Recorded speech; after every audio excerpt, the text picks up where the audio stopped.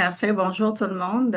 C'est vraiment un plaisir pour moi d'être en votre compagnie. Je vois pas tout le monde évidemment, là, mais s'il y a quoi que ce soit, n'hésitez pas à écrire dans le chat et Carl va prendre le rôle de mon assistant aujourd'hui. Donc aujourd'hui, on va passer au travers de la norme 5209. Vous allez voir. Beaucoup de gens pensent que la norme 5209, c'est vraiment juste de la conformité financière, mais de plus en plus, avec tout ce qui se passe dans le monde, l'évolution technologique, ce n'est plus nécessairement de la conformité. Avec l'automatisation croissante des processus financiers, les TI ou les technologies ne soutiennent plus juste la conformité, c'est qu'aujourd'hui, elles la rendent vraiment possible. Donc, sans plus tarder, je vais commencer. Carl m'a déjà présenté, donc je suis associée à MNP en gestion des risques d'entreprise. J'ai déjà mon CISA. Je voulais juste apporter parce que je pense que Carl avait un profil qui datait de quelques années, mais c'est ça. Donc, je suis en charge, au fait, de toute la pratique d'audit TI au Québec à MNP. MNP qui est une firme de comptabilité de services conseil, là, beaucoup plus présence dans l'Ouest, mais qui grandit pas mal dans l'Est du Canada. Donc, notre ordre du jour aujourd'hui, c'est vraiment, on va passer un peu je pourrais pas aller tout de suite en pratique. Il faudrait que je vous explique un peu le contexte, les objectifs de la norme 5209. Donc, un peu de théorie, les principales exigences, la comparaison entre SOX et 5209, SOX étant l'équivalent de 5209 aux États-Unis. Mais vous allez voir, sont vraiment, vraiment très, on va dire, très similaires à quelques exceptions près. Par la suite, je vais parler de l'approche générale de cette norme-là. Donc, comment est-ce qu'on s'assure d'avoir les informations, les contrôles importants dans le cadre de cette norme-là? Comment on s'assure de comment dire, j'ai le terme en anglais, d'avoir le scope adéquat en fonction de ces normes-là. Euh, et par la suite, la deuxième partie de la présentation, vraiment, on va discuter plus amplement du rôle des TI, des technologies de l'information, des équipes TI par rapport à cette norme-là. Donc, un peu de théorie, comme je disais. Euh, Qu'est-ce que c'est la norme 5209? Donc, au fond, l'historique, c'est que en début des années 2080, entre 80, je dirais 97, 18, 19, là, vous êtes peut-être familier, peut-être pas, mais il y a eu beaucoup, beaucoup de scandales financiers. Donc, on parle de Enron, de WorldCom, etc. Suite à ces scandales financiers-là, la norme SOX-Sarbanes-Oxley Act américain est née, donc autrement dit SOX 4 ou 4 qu'on l'appelle, pour accroître au fond la responsabilité de la haute direction à l'égard de la fiabilité de l'information financière. Et aussi, et vraiment beaucoup plus, je dirais, l'objectif global, c'est vraiment renforcer la confiance du public et des investisseurs par rapport aux informations financières qui est publiées. Donc, entre autres, en particulier pour les sociétés cotées en bourse, donc les sociétés ouvertes qu'on appelle, les gens se fient à l'information financière qui est publiée pour prendre leurs décisions d'investissement et ou autres.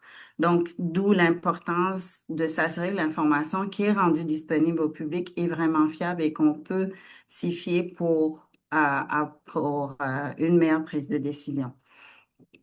Donc, les objectifs de cette norme-là, je commence, comme j'ai dit, Sarbanes-Oxley, parce que SOX 5209 s'est inspiré par la suite de Sarbanes-Oxley pour le Canada. Donc, comme vous savez, on a la bourse américaine et la bourse canadienne. Bon, on a d'autres bourses dans le reste du monde, évidemment, mais là, on se concentre en Amérique du Nord. Donc, euh, lorsque la SOX a été créée aux États-Unis, un an plus tard, on va le voir plus tard dans les prochaines diapos, l'équivalent, la 5209, a vu le jour ici au Canada. Donc, les entités, au fond, qui sont publiques uniquement sur la bourse canadienne se doivent de respecter cette norme-là. Puis, moindrement on est aussi coté sur la bourse américaine, là, c'est SOX qui prend le dessus. Puis, on a des sociétés, évidemment, euh, qui sont cotés sur les deux bourses. Donc, il faut s'assurer que les deux normes sont respectées. Comme je disais tantôt, elles sont très, très similaires, mais il y a quand même certaines exceptions près. Puis souvent, quand on a deux normes qu'on doit respecter, mais les organisations choisissent laquelle qui est la plus restrictive, qui a plus de requis, puis on l'applique et par défaut, mais quand on est conforme à la plus, je dirais, restrictive, mais on l'est pour la moins restrictive. Dans ce cas-ci, SOX étant un peu plus exigeante et 5209 étant un peu plus souple. Donc, à qui ça s'applique-t-elle? Je l'ai dit tantôt, c'est obligatoire pour les sociétés qui sont cotées à la bourse. Ceci étant de plus en plus, puis je le vois euh, chez mes clients dans mon expérience, etc., que ce n'est pas juste les entités cotées à la bourse parce qu'au fond, on va le voir tantôt, tous les contrôles, tout ce qui est requis selon ces normes-là vient appuyer, améliorer la saine gouvernance. Puis de plus en plus, même quand on est une petite PME, bien, on veut s'assurer que on a nos risques les plus importants, risques financiers, risques de fraude, etc., sont bien couverts. Puis c'est ça que cette norme-là ou les contrôles qui sont associés à cette norme-là permet de faire. Donc, c'est une obligation pour les sociétés cotées à la bourse, mais c'est fortement recommandé pour toute organisation, surtout les PME de moyenne à grande envergure, je dirais. Donc, avant de passer, je vous invite avant de passer à la prochaine slide, je vous invite à peut-être prendre 2 secondes, 3 secondes de réflexion pour vérifier, vous poser la question, est-ce que votre organisation serait sujette à cette norme-là, donc 5209 ou SOX? Et si elle ne l'est pas, mais est-ce qu'elle bénéficierait d'avoir un encadrement ou un environnement de contrôle fort pour améliorer la fiabilité des informations, des données financières finalement qui sont véhiculées au sein de vos organisations?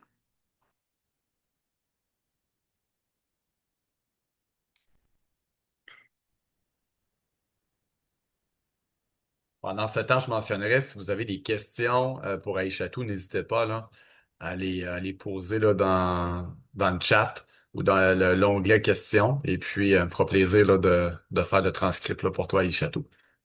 Parfait, merci, Carl.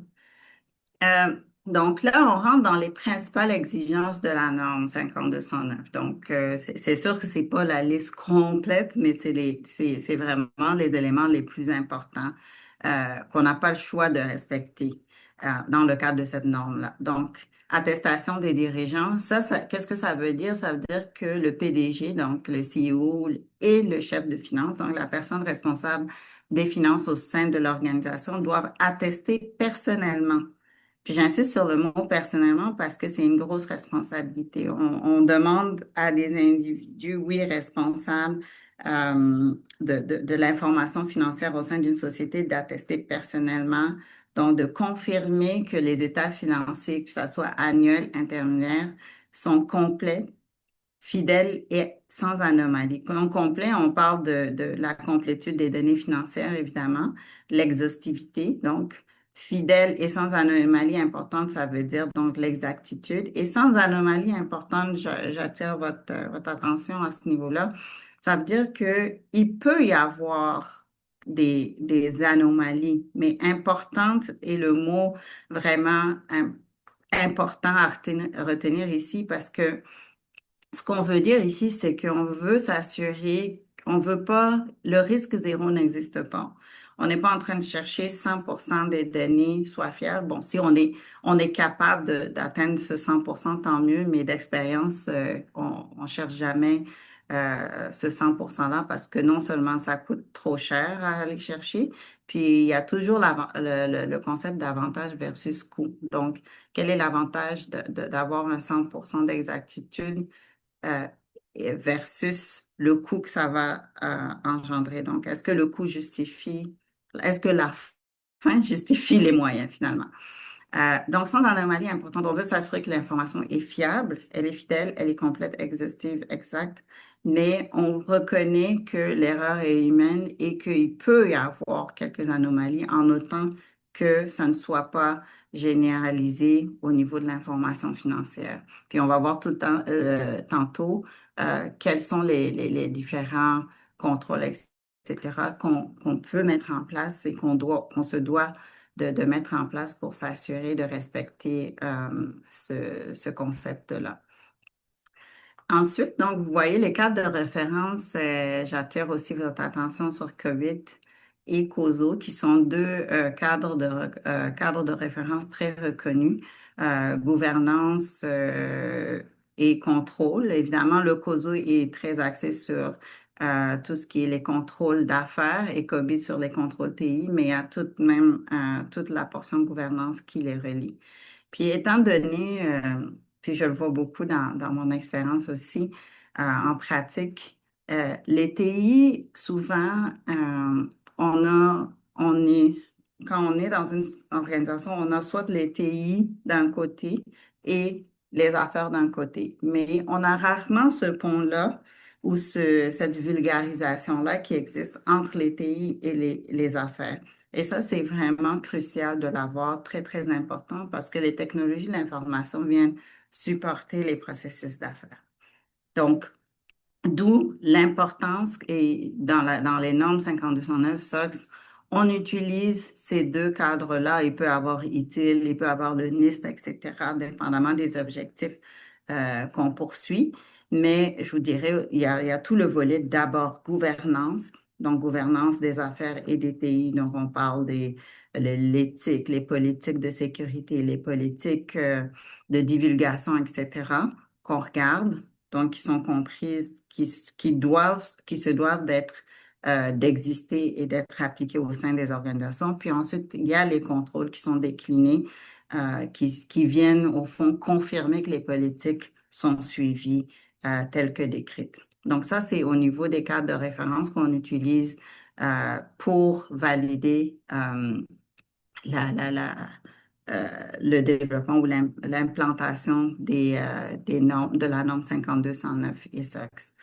La responsabilité des contrôles, donc, comme je disais tantôt, oui, il y a le PDG, le chef des finances, mais ce n'est pas juste eux qui font tout, mais on le sait. Donc, les dirigeants sont responsables de la conception, du maintien et de l'évaluation. Donc, quand on dit conception, c'est vraiment s'assurer que conceptuellement, nos contrôles existent. Je vais prendre des exemples tantôt, là, plus tard. Donc, conceptuellement, ça veut dire, par exemple, je prends un exemple simple, là, qui est les requis de mot de passe. Donc, conceptuellement, on se dit, OK, nos contrôles au niveau du mot de passe existent. Donc, j'ai demandé qu'il y ait une complexité, un nombre de caractères, etc. Maintenant, le maintien et l'évaluation, le maintien, c'est-à-dire d'aller dans l'application, dans le système et vérifier est-ce que c'est réellement appliqué? Est-ce que c'est réellement là? Est-ce que c'est réellement configuré tel qu'on le conçoit, tel qu'on aimerait que ça soit? Et c'est là où vraiment je dirais des fois le bas blesse. On pense que ça l'est, mais quand on rentre dans la validation, dans la recherche de la justification ou de la confirmation, c'est là où on voit qu'il y a des écarts. Donc, très important, le maintien et l'évaluation, ben, c'est là où les auditeurs rendent en compte, puis on évalue selon les politiques, selon les saines pratiques de gestion. Euh, est-ce que nos contrôles fonctionnent bien? Est-ce qu'ils arrivent à venir mitiger les risques auxquels nous sommes exposés en tant qu'organisation? Donc, dans ça, on a les contrôles et procédures de communication de l'information qu'on appelle communément DCP, donc Disclosure Control and Procedure, donc les contrôles de divulgation ainsi que les procédures. Donc, encore là, là, tantôt, j'avais parlé au niveau du COSO de la gouvernance. Il y a les contrôles, puis il y a les mécanismes de reddition de compte. Donc, comment est-ce qu'on rend compte, est-ce qu'on a assez de contrôle pour s'assurer que le output, ce qu'on publie est correct finalement. Le contrôle interne sur l'information financière qui est communément appelé CIIF. J'ai vraiment de la misère en français avec le terme, donc je dis tout souvent ICFR qui est plus simple, plus cool, je trouve. Internal Control over Financial Reporting. Donc les contrôles internes euh, pour soutenir les processus de reporting financier. Quatrième et dernière chose qui est important de communiquer, ben, c'est la divulgation des faiblesses importantes. Le mot important revient encore. Donc, toute faiblesse identifiée dans le cadre, dans le contrôle interne sur l'information financière, donc ICFR, doit être divulguée dans le MD&A, donc le rapport de gestion. Et on doit expliquer non seulement son impact sur l'information financière, mais aussi qu'est-ce qu'on prévoit mettre en place pour que ça ne se reproduise plus, qu'est-ce qu'on prévoit ou qu'est-ce qu'on a mis en place pour l'information financière actuelle pour corriger les erreurs qu'on pense qu'il y a eu. Donc, vous voyez, c'est quand même assez demandant, assez exigeant, mais c'est tous des éléments, c'est tous des éléments qui permettent, qui vont dans le sens de s'assurer que l'information financière divulgué ou rendu public aux investisseurs, aux clients, aux fournisseurs est fiable et qu'on peut se baser là-dessus pour prendre nos décisions. Je continue. Euh, Là, j'en ai parlé un petit peu. Je disais depuis tantôt que 5209 s'est inspiré de ça. Comme vous voyez, la norme 5209 a vu le jour en 2003, donc un an après 2002. La grosse différence, c'est qu'aux États-Unis, euh, non seulement on demande pratiquement tout ce qu'on demande au Canada, mais on demande à ce que l'auditeur externe, donc pas juste l'audit interne de l'organisation, pas juste le CEO et le CFO, mais l'auditeur externe donne une opinion sur l'évaluation du contrôle interne. Donc ça, c'est la grosse, je dirais, différence entre les deux. Puis après, bon, déficience de contrôle. Par exemple, aux États-Unis, selon la loi SOX, il faut évidemment une communication de l'auditeur à la direction, pas publique, mais à l'interne. Euh, Lorsqu'il y a une déficience significative, on doit la communiquer. L'auditeur externe, donc encore une fois, le consultant externe qui agit à titre d'auditeur externe doit le communiquer à la direction et au comité d'audit.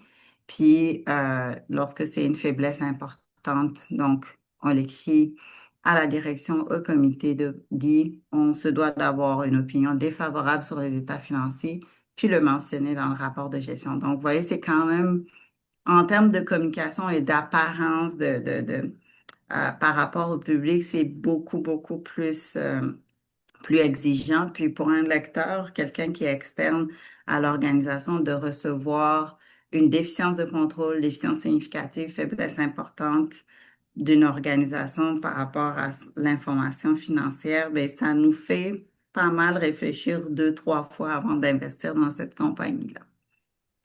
Hey, Château, on a une question en ligne. Est-ce qu'il existe une réglementation au Canada forçant une direction à soumettre son évaluation annuelle de la conformité 5209 à une certification par un tiers indépendant? Au Canada, ce n'est pas une obligation. Comme on le voit ici, là, c'est pas une obligation de faire une certification par un tiers indépendant. Ceci dit, beaucoup d'organisations soit vont le faire directement avec des auditeurs externes. Donc, quand je dis auditeur externe, je ne parle pas d'auditeur financier, mais un auditeur interne, mais externe à la compagnie.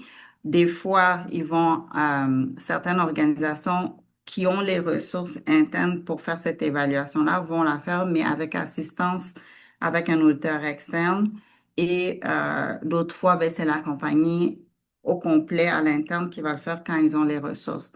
La raison est simple, pourquoi beaucoup d'organisations vont chercher des auteurs externes, c'est pour la diversité de l'expérience la veille au niveau de la norme, parce que veut pas, ça bouge. Les exigences deviennent de plus en plus accrues, surtout avec l'utilisation de l'automatisation des TI, la cybersécurité. Donc, souvent, les organisations vont aller chercher même si c'est à titre conseil pour les aider à s'assurer d'évaluer tous les risques pertinents, ils vont aller chercher un auditeur externe pour les aider dans la démarche. Merci. De rien. Donc, je continue, comme je disais il y a quelques minutes, donc quand on a une société qui est cotée à la fois à la bourse canadienne et américaine, ben, vous comprenez que souvent, on va prendre tout ce qui est requis aux États-Unis puis l'appliquer, étant donné que ça vient couvrir par défaut les requis au Canada. Puis des fois, aussi stratégiquement, si on a une filiale canadienne ou américaine, ben, on va juste faire cette partie de communication pour la filiale aux États-Unis, évidemment, parce qu'on ne veut pas communiquer de l'information comment dire, porter préjudice plutôt à notre filiale canadienne, alors que ce n'est pas requis selon la norme 5209 au Canada. Donc, il y a aussi une question stratégique là-dedans, là, quand on a une entité au niveau consolidé, donc une société mère qui a des opérations tant aux États-Unis qu'au Canada.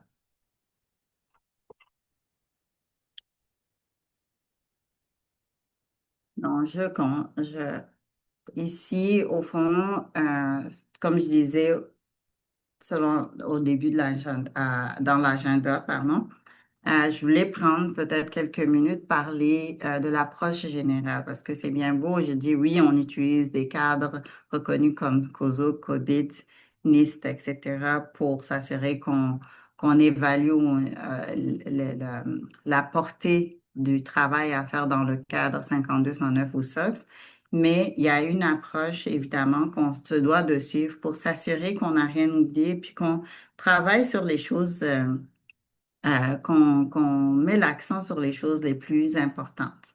Donc, parce que, comme je disais aussi, toute organisation a des risques auxquels elle est exposée, mais les risques n'ont pas le même poids selon le type d'organisation, son contexte, etc.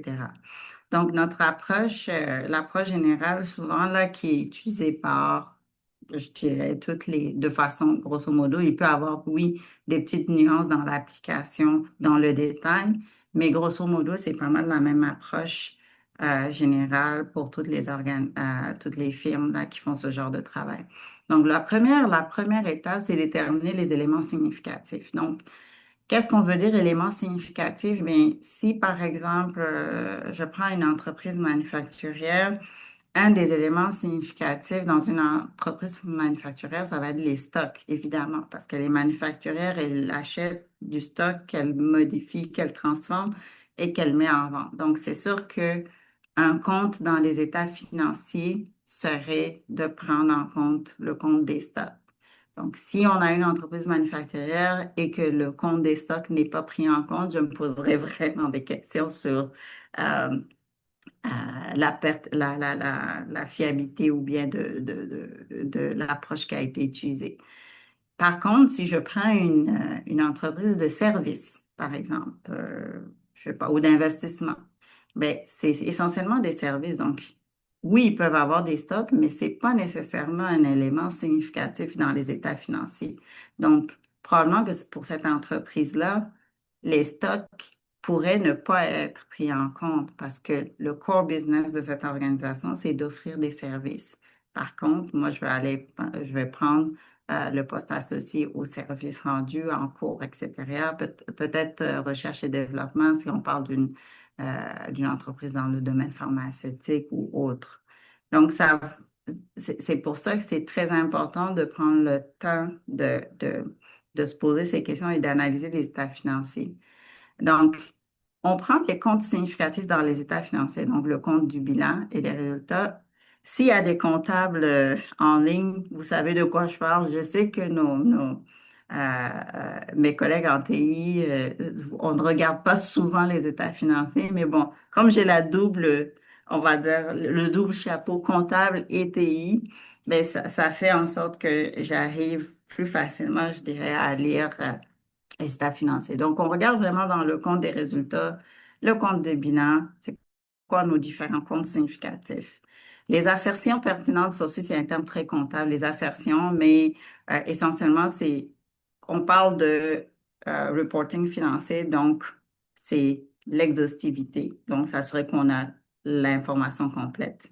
L'exactitude, est-ce que l'information qu'on a est bonne, prise de façon individuelle.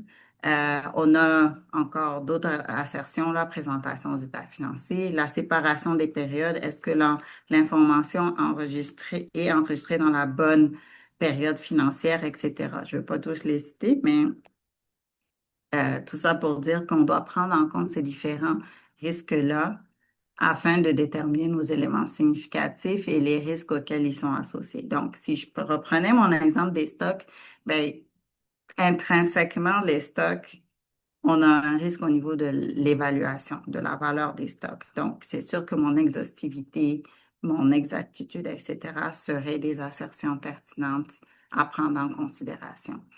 Et ainsi que les systèmes TI et processus concernés. Comme je l'avais dit, les technologies de l'information supportent les processus d'affaires. Donc, tous les systèmes TI qui contribuent ou qui sont utilisés dans les processus menant à produire l'information financière. Donc, si on a un système de gestion des stocks, si on a un ERP, si on a un système comptable, si on a un système de paye, etc., tous ces systèmes-là sont importants à prendre en compte dans notre évaluation. Donc, vous voyez, les TI sont très, très, très importants là-dedans. Quand tu mentionnes système à Château, c'est vraiment la couche infrastructure également. On s'arrête à quel niveau? Très bonne question, Carl. Au fait, vous allez voir dans le 5209, et de plus en plus, on a les trois couches. Donc, l'infrastructure, donc OS, Operating System, l'applicatif, donc le système applicatif, par exemple, un système comptable, un ERP, puis la base de données. Donc, on va vraiment au niveau des trois couches qu'on connaît parce que même si on a des bons contrôles au niveau infrastructure, si on a plein de failles au niveau base de données, tes données financières peuvent être exposées. La même chose, si du côté applicatif, on a des mauvais accès, alors qu'on a des bons accès côté OS, Mhm. encore une fois. Donc, c'est vraiment, on regarde les contrôles au niveau des trois couches. Puis après, évidemment, il y a les systèmes, mais il y a aussi les serveurs qu'il ne faut pas oublier. Qu'ils soient dans le nuage, qu'on ait de l'info, les données en info nuagique ou des serveurs physiques, eux aussi sont pris en compte dans l'évaluation. Puis on regarde les contrôles qui entourent ces éléments-là. Parfait. Donc, si je continue, on détermine les éléments significatifs. Ensuite, on évalue les contrôles au niveau de l'entité. Et ça, c'est mes fameux contrôles au niveau de la gouvernance dont je parlais tantôt. Donc, les politiques, les procédures, l'encadrement qui existe au niveau de l'entité pour s'assurer que les gens font les choses comme il se doit. Donc, essentiellement, ça va être les points of focus, les contrôles au niveau les requis au niveau de COSO, mais c'est toute la gouvernance, l'éthique, les formations, le programme de formation, le code de conduite, etc., qu'on regarde. Ça, c'est la deuxième étape. Est-ce que l'entité a des contrôles au niveau de l'entité? Est-ce que l'organisation a des contrôles au niveau de l'entité? Donc, au niveau de la gouvernance. Troisièmement, Ben, une fois qu'on a les politiques, l'encadrement, etc., au niveau de l'entité, donc de la gouvernance, on regarde les processus et les contrôles pour les éléments significatifs qu'on a déterminés à l'étape 1. Donc, les flux de transactions significatifs et les contrôles clés. Pourquoi les contrôles clés? Parce que souvent, on peut avoir des dizaines, des vingtaines de contrôles. Mais ce qu'on fait, on détermine quels sont les contrôles clés qu'on veut essentiellement tester.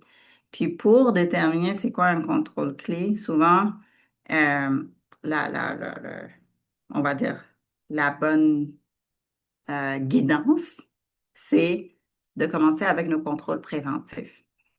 Donc, on veut s'assurer que on a des contrôles préventifs. Et par défaut, si les contrôles préventifs viennent mitiger la majorité de nos risques, on n'a pas besoin de tester certains contrôles détectifs parce que le préventif a toujours une meilleure cote que le détective. Donc, par exemple, ben, on ne veut pas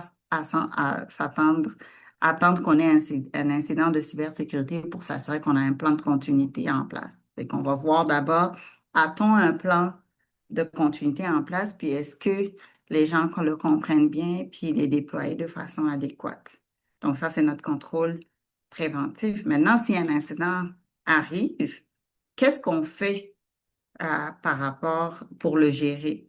Si on n'a pas notre plan, ben souvent la gestion va être très difficile parce que c'est pas le moment de commencer à penser qu'est-ce qu'on va faire, c'est plus le moment de déployer ce qu'on a déjà défini en amont. Donc, c'est comme ça qu'on définit ou qu'on juge quels sont les contrôles clés qui couvrent les risques les plus importants.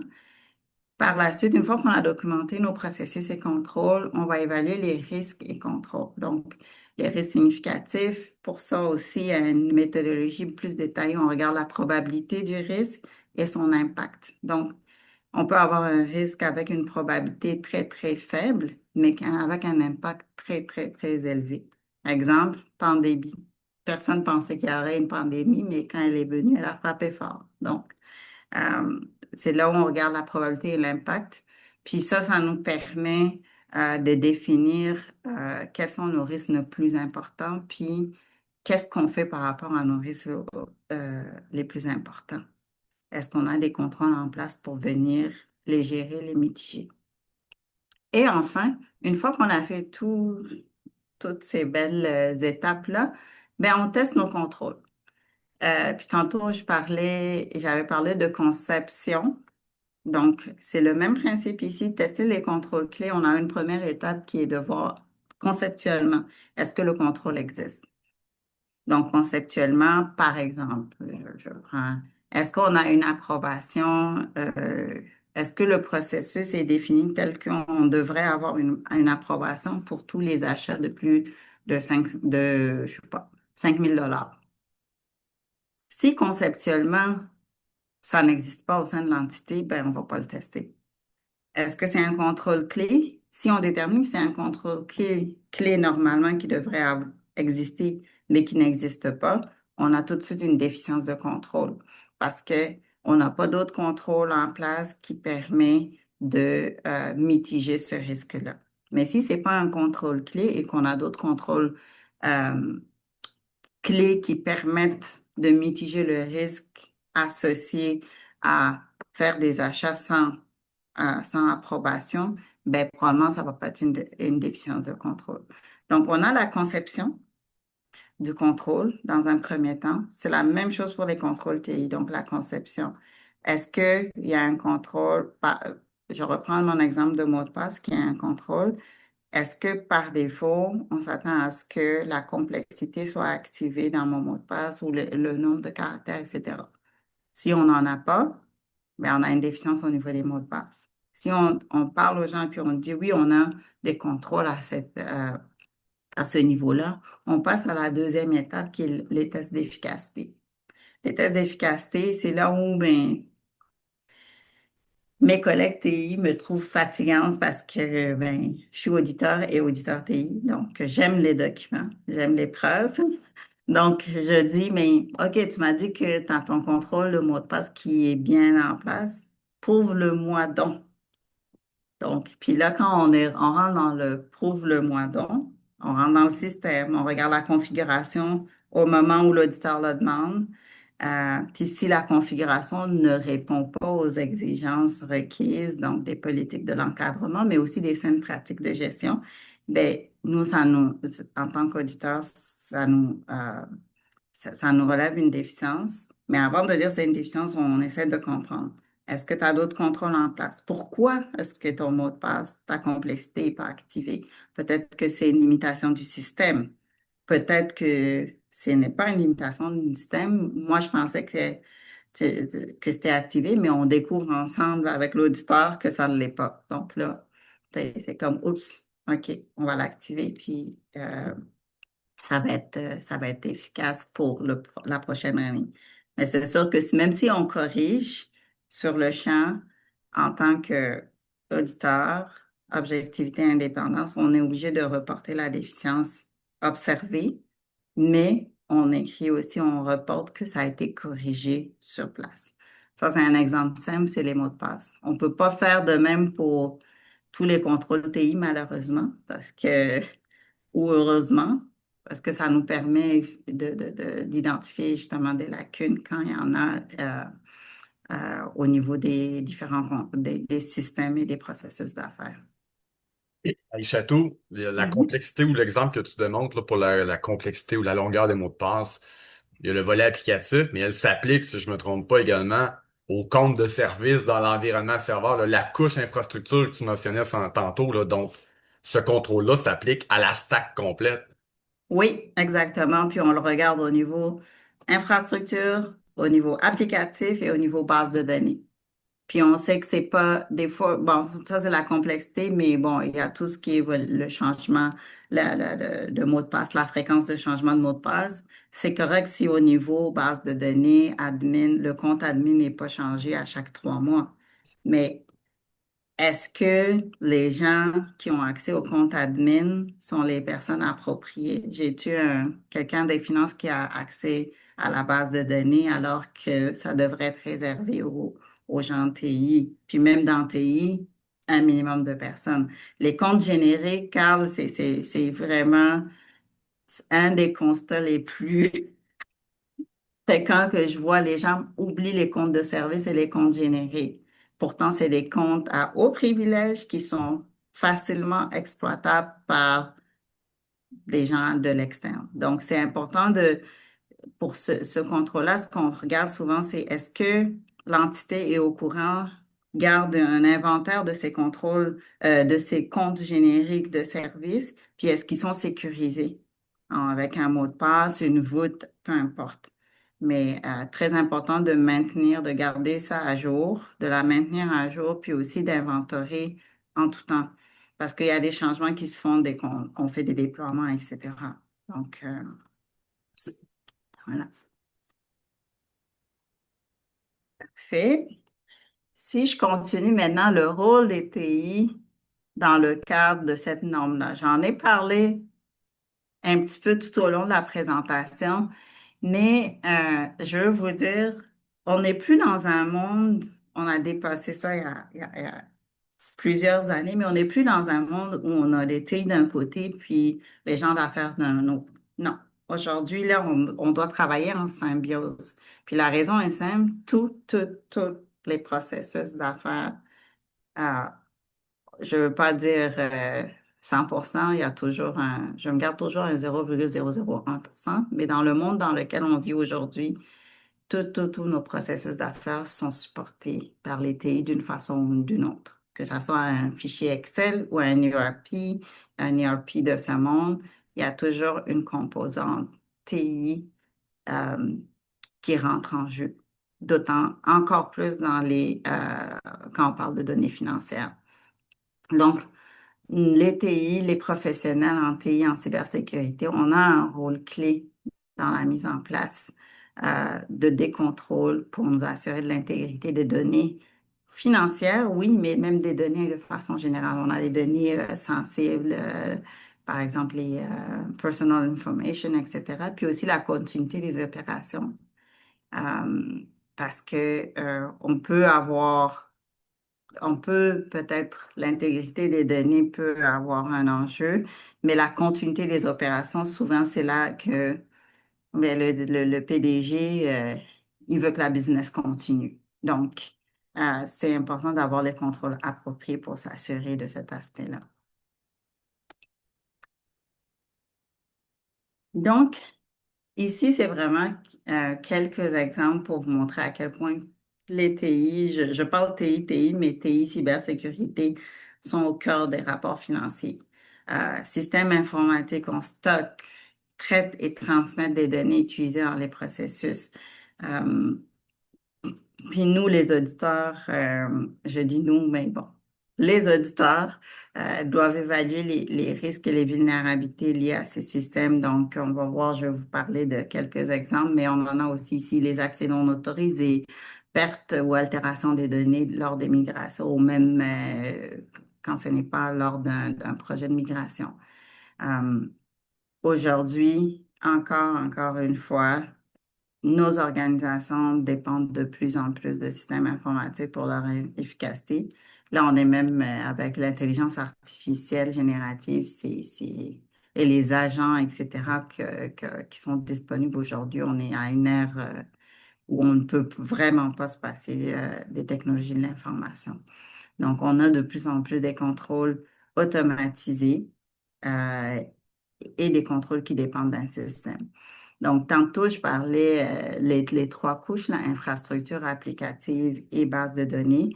Mais en plus de ça, on va voir aussi les types de contrôles TI. On a des contrôles automatisés, par exemple, calcul automatique d'une vente via le système. Ben, c'est un contrôle automatisé, puis dans mon exemple d'une entreprise manufacturière, ça va être un contrôle clé qu'en tant qu'auditeur TI, on va vouloir tester parce que c'est associé à un poste significatif pour l'organisation. Donc, il y a non seulement les contrôles qu'on appelle les contrôles généraux, TI, mais il y a aussi les contrôles automatisés qui sont euh, configurés à même les systèmes d'information. Et donc, si nos systèmes ne sont pas bien protégés ni bien gérés, évidemment, l'intégrité de nos données est compromise. Et l'audit des contrôles informatiques, ça permet évidemment d'établir l'intégrité, la fiabilité et l'exactitude des données. Donc, je vais passer au travers des différentes couches. Et là, oui, il y a les interdépendances, comme je disais tantôt. Donc,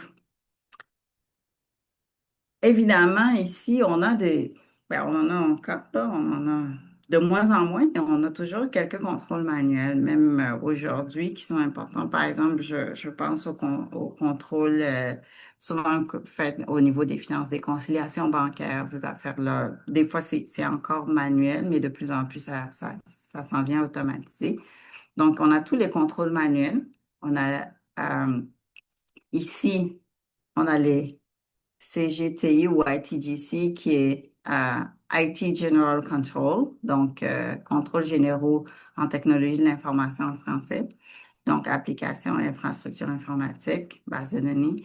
Ici, là où les deux, contrôle manuel et CGTI, se croisent, c'est les contrôles dépendants de l'informatique. Donc, par exemple, les rapports. Si on utilise un Power BI, par exemple, pour générer des rapports financiers ou peu importe des rapports de données, ben, il y a le Power BI devient aussi c'est vrai que c'est un outil. Je n'aime pas l'appliquer application parce que c'est pas vraiment une application en soi, mais ça devient un outil qu'il va falloir regarder et regarder les contrôles qui sont autour de cet outil-là. Donc, pensez en tête tout ce qui est utilisé dans mes données, dans la production de mes données financières, important. Donc, évidemment, ici, au milieu, on a le data. Ici, nos contrôles automatisés, par exemple, mon exemple de mot de passe qui est complètement automatisé. Euh, Ici, de ce côté, on a les high tag, les contrôles 100% automatisés qui sont, par exemple, les contrôles de calcul qui ont été configurés, des différents calculs au sein de systèmes. Donc, par exemple, les stocks, encore une fois, on a l'évaluation ou la valeur du stock avant transformation, après transformation, les travaux en cours. Puis là, pour la vente, ben, si c'est le stock A et qu'on a une table de données qui dit que le stock A son prix de vente devrait être coût initial euh, plus temps de fabrication, par exemple, multiplié par 1, je sais pas, 25 pour un markup de 25%, ben, cette- ce code-là ou cette automatisation-là va vouloir être validée par l'auditeur TI pour s'assurer qu'elle fonctionne adéquatement. Parce que si on se rend compte que le code ou la configuration permettant de faire le calcul ne fonctionne pas correctement, ben on vient de se rendre compte que toutes nos données de vente, nos prix sont pas bons. Fait que ça revient à mettre en cause l'intégrité de nos données associées à nos stocks. Et si par contre, la configuration est bonne et qu'on confirme que c'est bien fait, on n'a plus besoin de prendre, comme avant, nos 50 échantillons de stock, puis essayer de les retracer, de faire le calcul manuellement, parce qu'on vient de démontrer que la configuration système ou le contrôle automatisé fonctionne bien. Donc, là aussi, c'est un des avantages qu'on a au niveau des contrôles TI, mais ça vient diminuer, je dirais, à moyen long terme l'investissement en termes de temps et de coût pour un audit. C'est sûr qu'au début, il y a de l'investissement parce qu'il faut développer la documentation puis la maintenir, mais à long terme, ça devient beaucoup plus efficace et efficient. Donc, de plus en plus, quand on fait des audits dans le cadre de 5209 ou même autre type d'audit, même si ce n'est pas en lien avec la norme 5209, on cherche si on peut avoir les contrôles automatisés, puis si on a possibilité de tester les données complètes, c'est ça qu'on va privilégier au lieu de prendre des échantillons. Ça s'applique en gestion du changement, ça s'applique en gestion des accès, etc.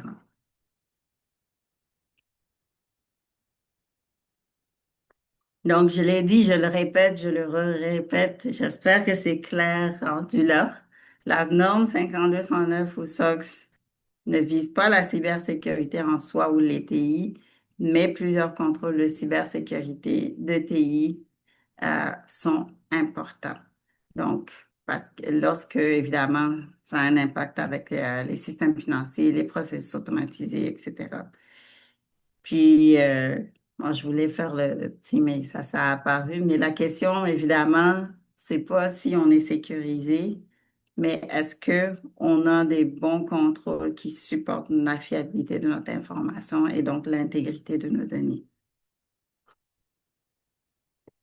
Il y a des questions en ligne hyper intéressantes et châteaux, comme d'habitude. Je vois pas de questions. Ah, ben, voici. On en a une qui vient de rentrer. Marc, je suppose que les high-tech prennent en compte l'utilisation de l'IA au sein des entreprises. Oui, mais c'est sûr que si on utilise de l'IA dans une organisation dans le cadre de différents processus associés aux états financiers, l'IA va être un élément, oui, à regarder, évidemment. Puis je vous cacherai pas que c'est comme il y a quelques années quand les crypto-monnaies ont vu le jour. Là, c'est comme on parle de l'IA, mais le temps que les gens soient prêts ou qu'on développe des contrôles pour venir mitiger les risques de l'IA, ben l'IA est rendue à des années-lumière. Là, il y a quelques mois, on parlait, ben, je veux dire peut-être années, on parlait de l'IA générative. Préliminaire aujourd'hui, on est rendu à un autre niveau. Donc, puis je siège aussi dans d'autres comités là, au sein de l'ordre des CPA, etc. Puis je vous dis, la grosse question, c'est à quel point les organisations utilisent l'IA dans la production de l'information financière, puis sachant que souvent c'est des tiers, des fournisseurs tiers qui ont développé ces copilotes, Claude, etc., de quoi est-ce qu'on a besoin de ces tiers-là pour nous sécuriser en tant qu'organisation, que nos données sont vraiment bien gérées, puis qu'on peut s'y fier. Donc oui, la réponse courte, c'est oui, mais il y a beaucoup je dirais, de zones grises encore par rapport à jusqu'où est-ce qu'on va dans la validation de l'information produite dans l'IA et jusqu'où est-ce qu'on peut s'y fier. Ouais. Parce qu'on sait, là, des fois, l'IA nous crée des données qu'on n'a pas mises dans la machine, si je peux dire. Dans une organisation qui est non cotée, c'est qui est habilité à mettre en place là, le règlement 5209? C'est une ligne 1B, on s'attend-tu que ce soit fait par la deuxième ligne, l'audit interne? Ben, dans une entité non cotée, puis je dirais la réponse, c'est ça dépend. Parce que des fois, l'organisation n'a pas nécessairement un audit interne qui est là. Puis aussi, il y a trois lignes de défense, hein. Je fais une mini parenthèse. Donc, première ligne, qui sont les gens qui sont responsables d'exécuter, on va dire, les contrôles. Deuxième ligne, qui sont plus entre deux, là, s'assurer que la conception est là, etc., mais qui peuvent aider la première ligne. Puis troisième ligne, qui est l'audit. L'audit ne peut en aucun cas, prendre part à la conception. Donc, c'est sûr qu'une organisation qui n'est pas cotée, qui n'a pas d'audit interne, souvent ce que je vois dans le marché, c'est que ça va être la deuxième ligne qui va être vraiment responsable ou aider à mettre en place les contrôles puis venir donner un avis là-dessus. Ceci dit, ça ne sera jamais un avis indépendant Mhm. parce que c'est la deuxième ligne. Donc, si on veut un avis indépendant, ça prend un audit externe, donc l'audit interne de l'organisation ou carrément un auditeur externe à l'organisation. D'accord. Mais c'est un bon début parce que souvent, c'est quand même de la job là, d'investir pour mettre l'environnement de contrôle à niveau et tout. Donc, souvent, les organisations, les PME qui sont pas cotées vont avoir des gens à l'interne pour l'implantation. Puis, une fois, 1 an, 2 ans, peu importe, lorsqu'ils sont prêts, qu'ils sont sûrs que les choses sont en place, là, ils vont engager un auditeur externe pour venir évaluer est-ce que ce qu'on a fait depuis est bon. Puis ça coche la case, finalement. OK. Là, donc, encore, si vous n'êtes pas convaincu, j'ai mis cette slide-là pour vous convaincre que les contrôles TI peuvent être des contrôles financiers. Donc, IAM, PAM, donc gestion des accès, évidemment, accès privilégié, risque de modification non autorisée des données, évidemment. Donc, c'est un contrôle TI, mais c'est un contrôle financier également. En gestion de changement, les changements applicatifs.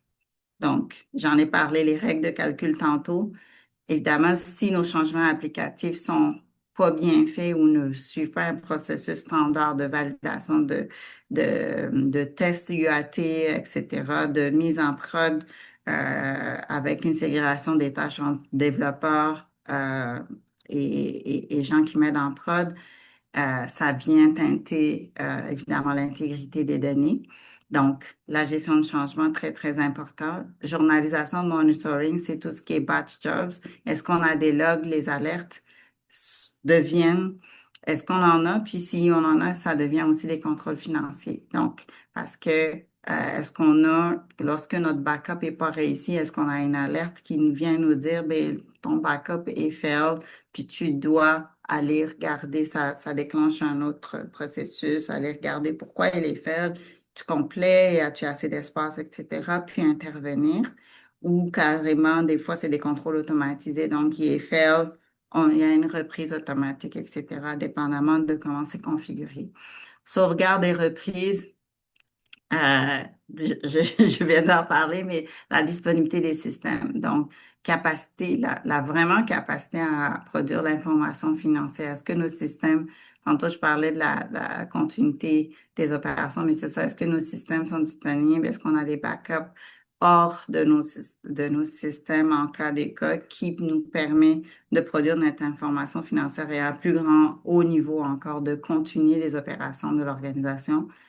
Et un autre exemple, c'est tout ce qui est la gestion des tiers. Puis personnellement, celui-là, il il y a encore une grosse incompréhension que je vois en pratique, parce que les gens pensent que si un tiers le gère, ça veut dire que moi, je m'en lave les mains, puis je suis correcte. La réponse est non.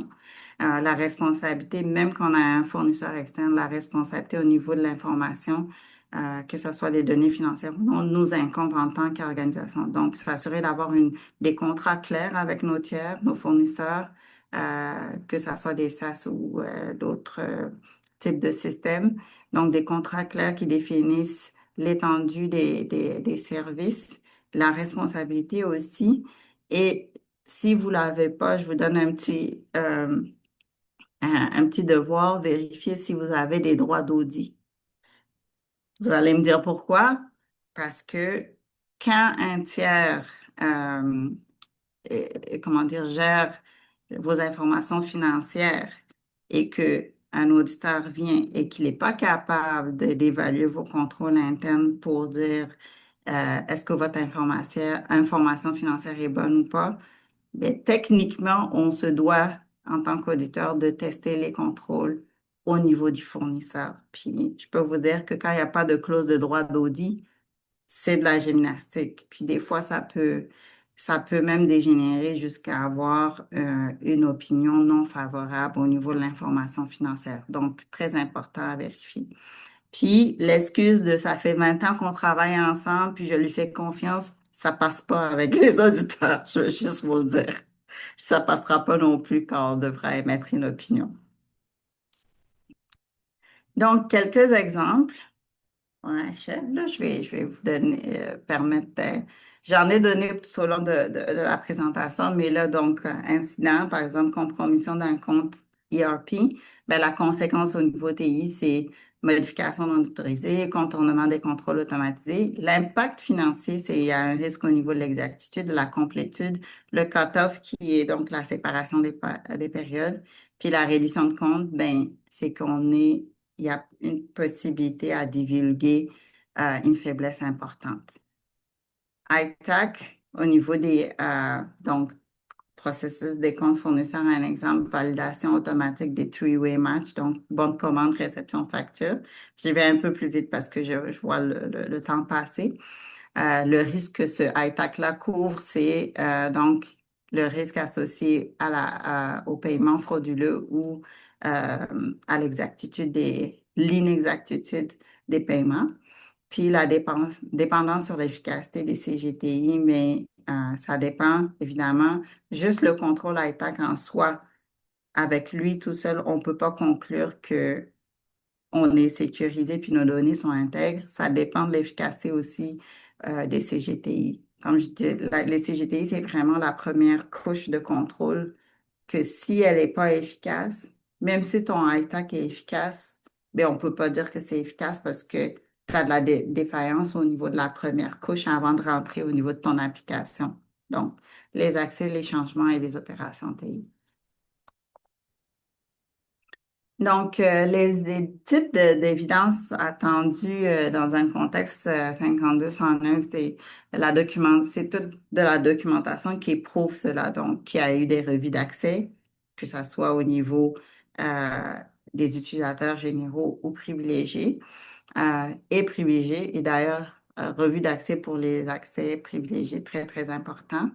Les journaux de changement, donc, est-ce que les changements qu'on a faits dans le système ont été approuvés? Est-ce que tout le monde est au courant ou est-ce qu'on a un risque d'avoir fait des changements non autorisés? Les rapports d'exécution des jobs critiques, est-ce que nos jobs fonctionnent comme il faut? Est-ce que quand il y a eu des erreurs, on a identifié pourquoi il y a eu ces erreurs-là, puis on a été capable de les corriger pour s'assurer que l'information, le output à la fin est bon? Les paramètres clés des applications financières, donc les configurations système, configurations au niveau des antivirus, etc. Rapport d'exception automatisé, donc un peu comme l'exemple que je donnais tantôt au niveau du backup. Est-ce que dès qu'on a un failure? Est-ce qu'on a des rapports d'exception qui nous permettent d'identifier ces manquements-là puis d'y remédier? Puis la documentation des interfaces des interfaces et dépendances. C'est aussi très important.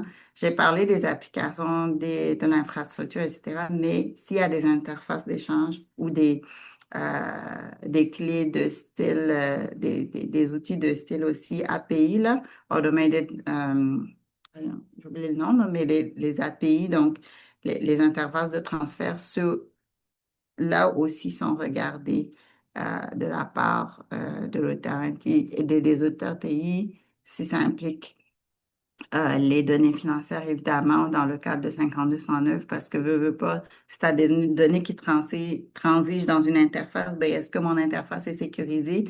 Est-ce qu'il y a des modifications qui sont possibles dans mon interface avant qu'elle aille dans l'autre application? Donc, vous voyez à quel point c'est important. Les constats fréquents, aussi, j'en ai un petit peu parlé. Donc, on me parle souvent, ce que je vois en pratique, c'est les accès privilégiés qui sont pas bien revus. Donc, les revues des accès privilégiés qui n'est pas faite adéquatement ou qui a pas assez de documentation qui démontre qu'elle a été faite comme il se doit.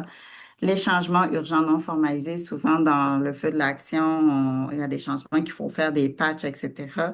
Puis après, on comprend évidemment que c'est urgent, donc il faut le faire, mais la bonne gouvernance demande à ce qu'une fois que c'est fait, ben, revenir pour s'assurer que c'est approuvé, c'est documenté et que c'est pas, on n'est pas en train de cacher des changements non autorisés euh, dans je veux dire, le pool des changements urgents. Les comptes génériques, on en a parlé au tout début, et les comptes partagés vraiment à bannir, là, si on peut. Si on ne peut pas, il faut vraiment trouver une façon de limiter l'utilisation le plus possible. Les interfaces non surveillées aussi, je viens d'en parler. Donc, partout où on a une interface entre deux systèmes, euh, il faut le regarder, il faut le surveiller, s'assurer qu'on a une bonne gestion d'accès et puis euh, la sécurité autour de ces interfaces-là. Euh, Dépendance excessive à des contrôles manuels compensatoires. Souvent, oui, je parlais d'investissement au niveau des TI, mais souvent nos amis du côté affaires vont créer ou mettre en place plein de contrôles manuels pour essayer de compenser la faille au niveau TI, alors que un petit investissement au niveau TI aiderait corrigerait peut-être, je ne sais pas, 5 contrôles manuels qu'on est en train de faire pour compenser le risque. Puis l'assurance qu'on a quand on a un contrôle TI qui fonctionne, intrinsèquement, c'est plus élevé qu'un contrôle manuel. Puis bon, une des choses aussi que je vois souvent, c'est la documentation TI insuffisante pour soutenir l'attestation. Donc, les contrôles sont là, mais on n'est pas capable de prouver qu'ils sont vraiment faits comme il le faut et qu'ils sont efficaces. Euh, donc, rôle des TI au niveau de nos étapes, là, l'approche dont j'avais parlé au tout début, identifier les systèmes financiers importants, clarifier le ownership des contrôles TI. Donc, euh, c'est normalement un ownership divisé entre les TI et les gens des affaires, donc finance normalement pour ce qui est 5209, s'assurer que vous avez vos documents, vos contrôles TI documentés. Ça, c'est vraiment important. Puis, une fois qu'ils sont documentés, ben, il faut vous poser la question comment je prouve qu'effectivement, ils sont réalisés. C'est là que rentre en compte les preuves, s'assurer que les preuves sont là puis qu'elles sont conservées, aligner la sécurité, les opérations et l'audit interne. Donc, il faut vraiment que, comme je disais, les affaires, les TI puissent travailler ensemble pour, évidemment, atteindre les objectifs de fiabilité financière. Et l'audit interne, si vous en avez, peut être euh, un bon partenaire d'affaires pour conseiller aussi. L'audit interne ne peut pas implanter, ne peut pas prendre la décision à votre place, mais on peut conseiller. Euh, Évidemment, aussi, ne pas juste parler le langage risque pas juste le langage risque financier ou le langage technique, mais c'est un tout. Donc, il faut vraiment le voir comme un tout et non comme des silos, TI et affaires. Là, je vais passer celui-là, on en a parlé. Les différents CGTI aussi, rapidement, ben, j'en ai parlé tout au long de la présentation, mais on a tout ce qui est gestion des accès, que ça soit logique ou physique, si vous en avez. Les politiques, donc tout ce qui est l'encadrement. De l'autre côté, on a la gestion du changement, développement des programmes, opération informatique, qui est tout ce qui est sauvegarde, surveillance du réseau, gestion des incidents, etc. Et contrôle au niveau de la gestion de la base de données et la protection des données. Dernière slide. Ou avais-tu une question, Carl? J'ai un petit point, effectivement, Ishato, en lien avec la certification CISA que tu mentionnais, là, que tu détiens.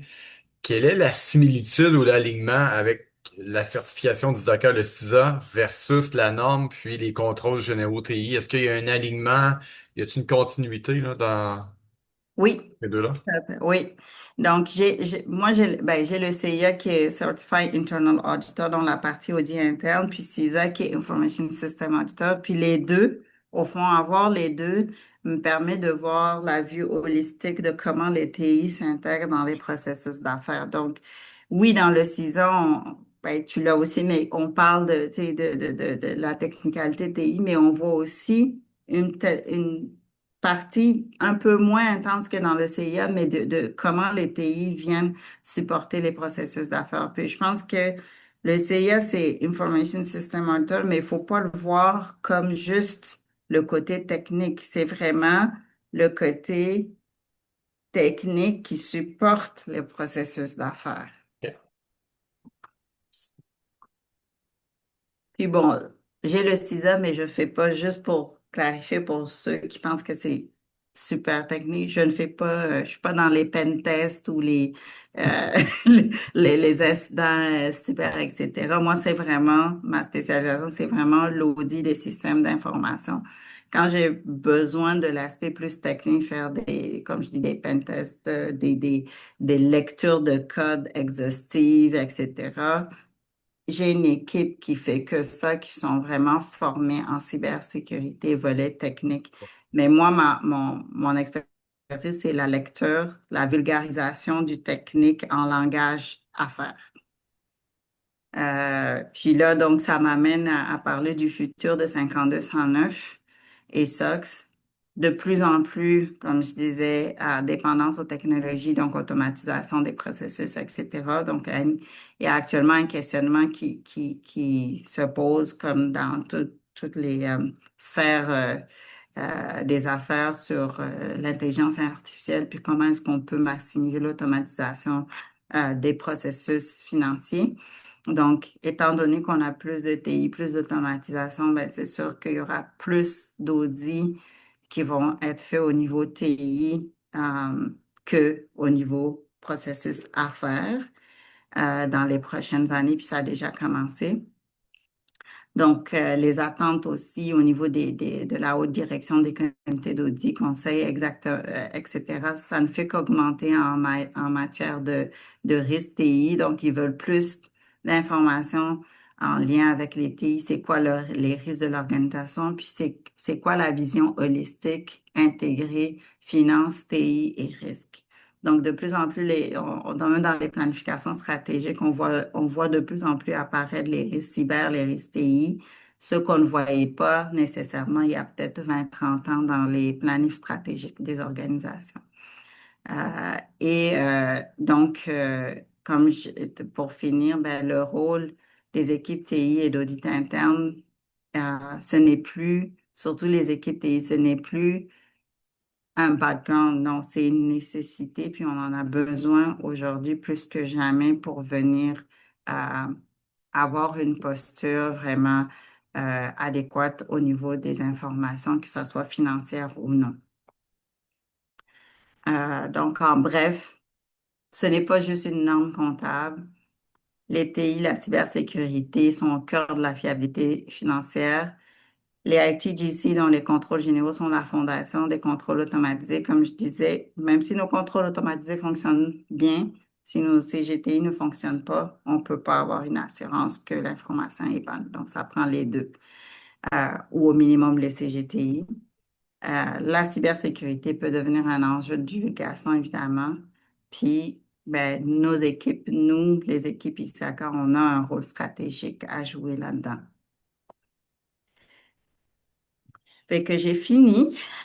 J'espère que vous avez pu retenir quelque chose là-dedans. De toute façon, euh, s'il y en a qui ont des questions, commentaires, quoi que ce soit, mon information est là. Vous pouvez nécessairement m'envoyer vos questions, etc., ou passer par Carl Isaka à mes informations. Donc, ça va me faire plus que plaisir d'y répondre et puis de jaser plus amplement là-dessus.